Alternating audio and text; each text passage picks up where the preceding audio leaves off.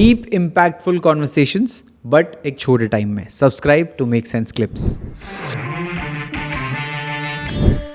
जो भी साधना के बारे में सोचेगा अब डेफिनेटली 2-3 चीज़ें उनके मन में आ सकती है।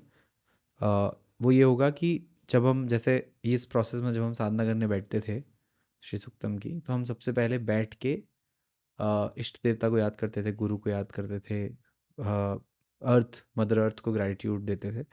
तो जब भी हम कहीं भी बैठते हैं, for example let's say just ध्यान ही कर रहे हैं या नॉर्मल बस हम मेडिटेशन करने की कोशिश कर रहे हैं, तो ये जो आसपास की चीज़ें हैं जो हमें दिखाई नहीं देती, कभी हम सोचते नहीं है कि हम अर्थ पे चल तो रहे हैं, उनका कितना बड़ा रोल है हमारे गोल तक हमें पहुंचाने के लिए। हर बार मैं कहता हूँ कि हमारे ऋषि मुनि इतने बड़े वैज्ञानिक थे।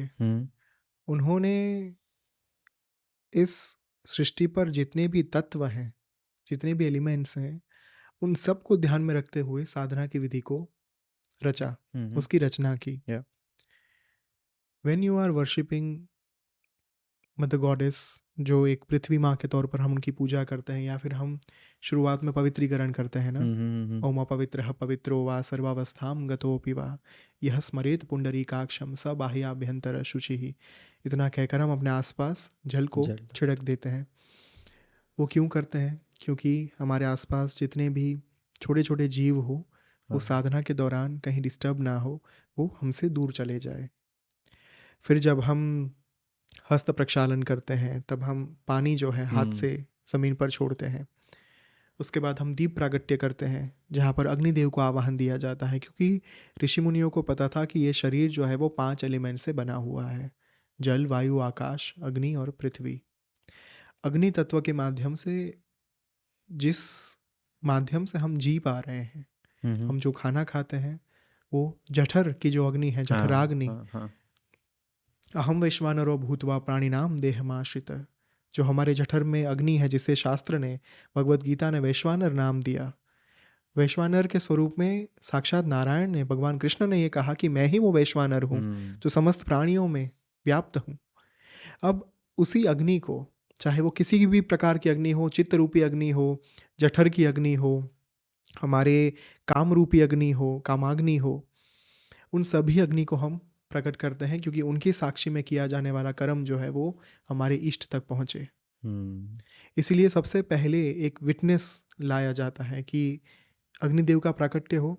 और पौराणिक काल के दृष्टिकोण से आप देखें तो अग्नि के प्राकट्य के बाद आसपास में जितने भी जीव होते थे, प्राणी होते थे, वो दूर भाग जाते थे। अग्नि को देखकर वो जो एक खूंखार पशु जो है वो नज़दीक नहीं आते थे। तो ये भी एक रीज़न था। उसके बाद हम संकल्प लेते हैं और विभिन्न प्रकार के आवाहन करते हैं, अलग अलग ग्राम देवता, स्थान देवता, वास्तु देवता को जागृत करते हैं, ताकि उस स्थान पर जितने भी जीव हैं वो हमारे साथ मैत्रीपूर्ण बर्ताव करें, फ्रेंडली बिहेवियर करें। वास्तु देवता को जागृत करते हैं, स्थान देवता को जागृत करते हैं, ताकि उस स्थान में जितनी भी देवी शक्तियां हैं वो हमारी सहायता करें, हमारी साधना को परिपूर्ण करने में। उसके बाद गुरु पूजा करते हैं, आवाहन करते हैं और पृथ्वी माँ की पूजा करते हैं। हिमांशु, यदि पृथ्वी माँ नहीं होती तो हम यहाँ पर बैठकर पॉडकास्ट भी नहीं कर रहे होते। यदि पृथ्वी माँ हमारे फेवर में ना हो ना, हम आज उबड़ खाबड़ ज़मीन पर बैठकर पॉडकास्ट कर रहे होते। पृथ्वी माँ के आशीर्वाद हैं, धरती माँ के आशीर्वाद हैं, इसी कारण से आज हम एक स्टेबल स्थान पर बैठकर इस तरीके से वार्तालाप करने में सक्षम बन पाए। राइट। यदि आप उस मंत्र को भी ध्यान से देखेंगे, रिंग आधार शक्ति नमः, जो हमारी मूल आधार शक्ति है, उनको हम नमन करते हैं। राइट। क्योंकि माँ भूदेवी जो है वो आधार की शक्ति है। हम जिस आधार को लेकर बैठते हैं उसकी जो शक्ति है, पृथ्वी में जो निहित मूल प्रकृति है, वो है आधार शक्ति, भूदेवी।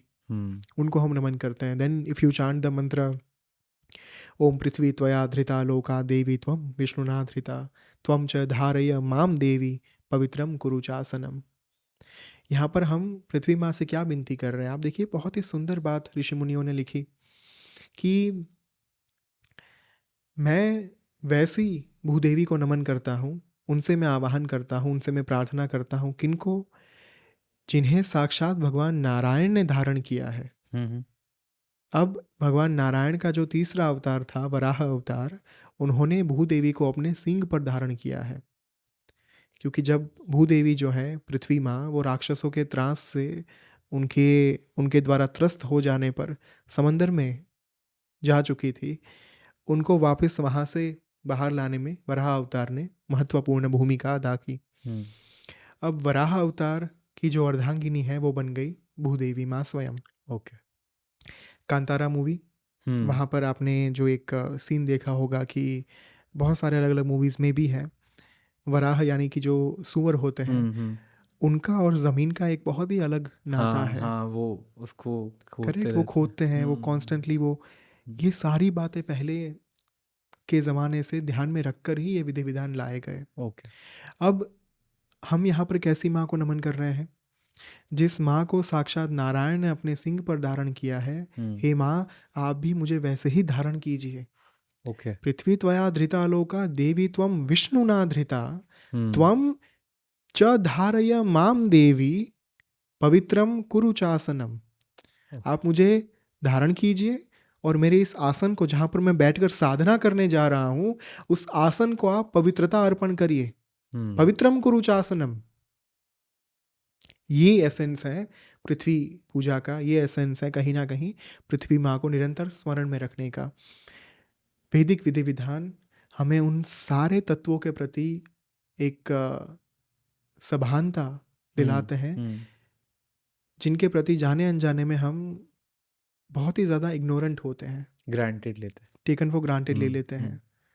लेकिन वेदों ने उसे टेकन फॉर ग्रांटेड नहीं लिया। पृथ्वी माँ को भी उन्होंने उतना ही सम्मान दिया जितना उन्होंने देवी देवता को दिया।